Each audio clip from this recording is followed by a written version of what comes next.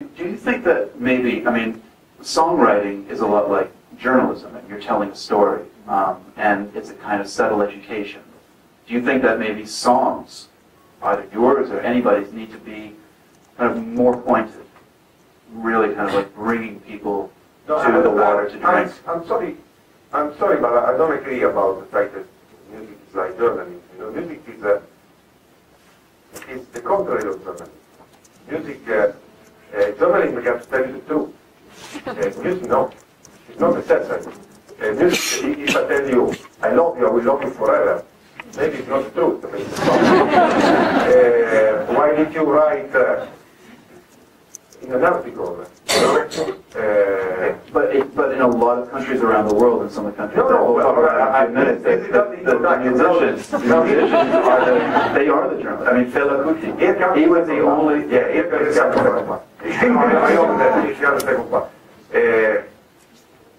You know, what I believe is that a song is powerful when it's a good song. It doesn't depend on what you're dealing with. A good song is a good song. You can have a very good political song and a very bad political song. You can have a very good love song and a very bad love song. So it's not a question of what you say in a song. Give us an example of a good political song and a bad political song. No, the fact they forget it. You know, the good thing about music, the good thing about music is that you forget the bad. And the good surprise. So there are a lot of them, you know, there are a lot of them, I know. The best of them are the more poetic, like one, like two, or you know, Bob Marley has a lot of them, Bob Dylan has a lot of them, John Lennon. There are a lot of places. But what I think, I make an example. No, I always think about let's say two songs of the same author. No, Imagine and Christian Shout. Okay. What I think, it's a personal opinion, it's not the law, is that Christian Shout is much more stronger in the promotion of human rights than Imagine. Because Imagine is talking about the imagination of that world that the song is talking about. Christian Shout is realizza, how you say it in reality? It's realizing that word in the moment that you hear it. In the moment that you hear it, you feel your body more enhanced, you feel more vital, you feel more free, you feel more yourself, you feel that you want to dance, that you want to hug a girl, that you want to go on the streets and express yourself. And so, in the countries where we have problems with human rights, the most powerful songs are the songs that talks about having an ice cream with a girlfriend and looking at their naked heart. You know, that's the most powerful song. The most powerful song is the song that says, let's go dancing in the bar.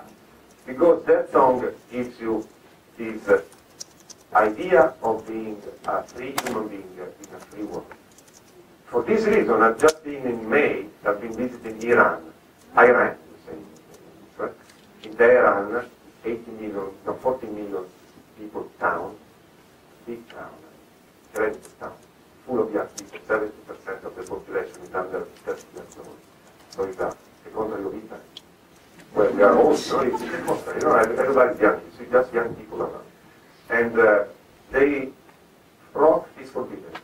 Pop music is simply forbidden. You go to the shops and you see records of Iranian classical music, but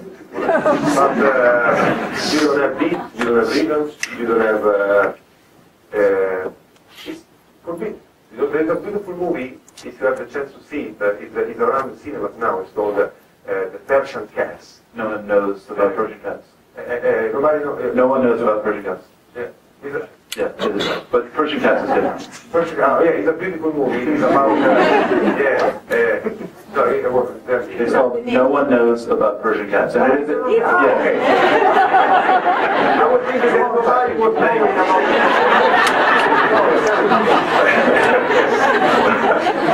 Because in Paris, in the shopper. This movie is about underground indie rock band in Tehran.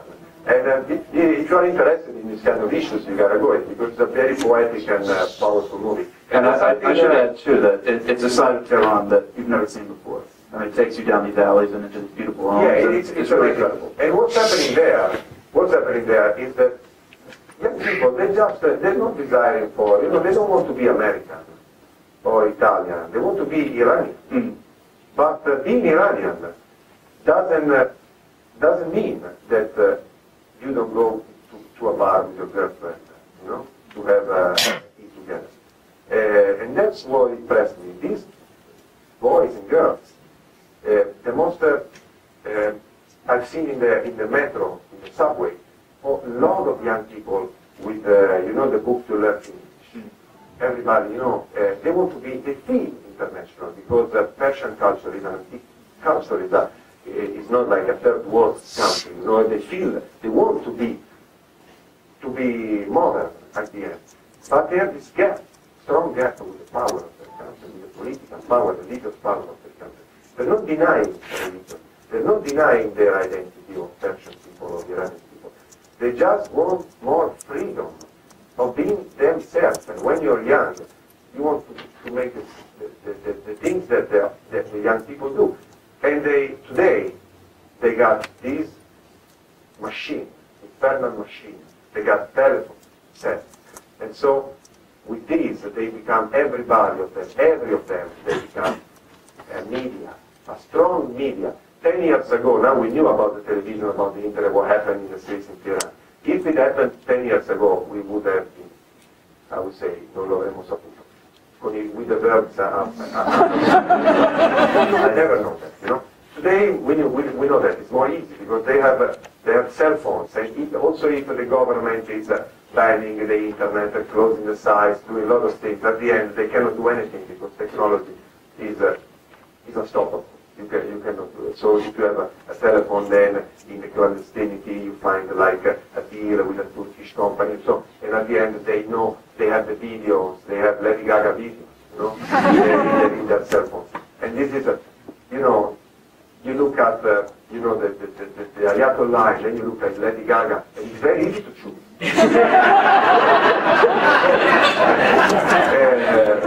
But not renouncing to your identity as an Iranian guy,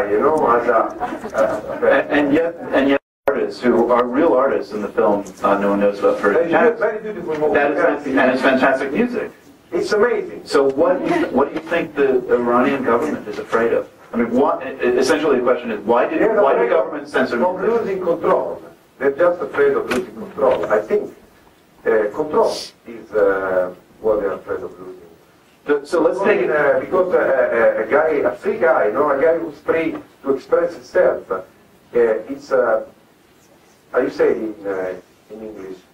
It's a pain in the ass for the power, for the government. Is a problem. It's a problem for control in a country where they control everything.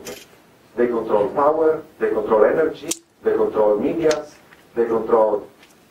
I'm talking about iron. No. They control a lot of things. They control the market, they control import, export, they control the transit of drug, they control everything.